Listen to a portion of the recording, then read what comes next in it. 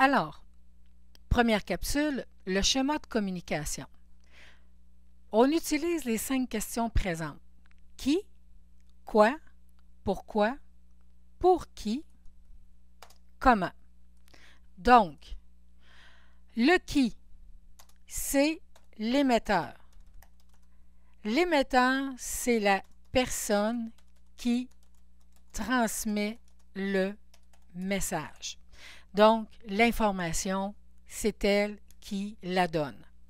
Le quoi, bien, c'est le message en lui-même. Donc, on va nous parler de politique, on va nous parler de santé, on va nous parler d'écologie, d'environnement, peu importe. Mais c'est le message. Pourquoi? C'est l'intention. Qu'est-ce qu'on veut? Pourquoi on veut émettre ce message-là? Quel but on a?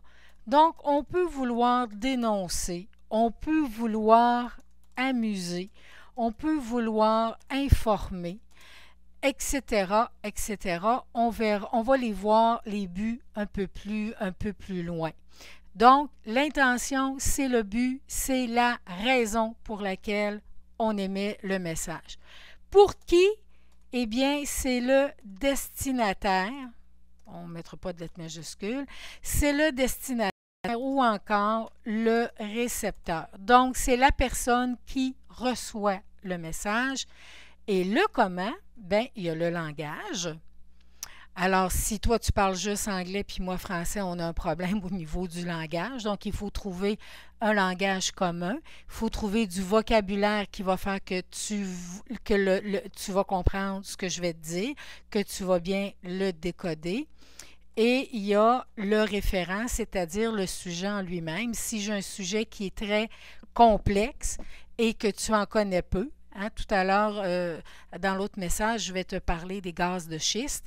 Mais si tu n'es pas un spécialiste, si tu as très peu lu sur la chose, tu ne connais probablement pas le vocabulaire technique.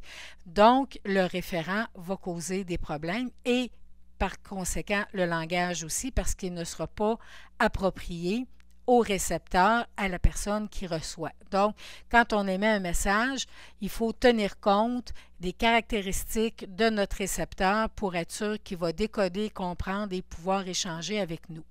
Alors, voilà en quoi se résume le schéma de la communication.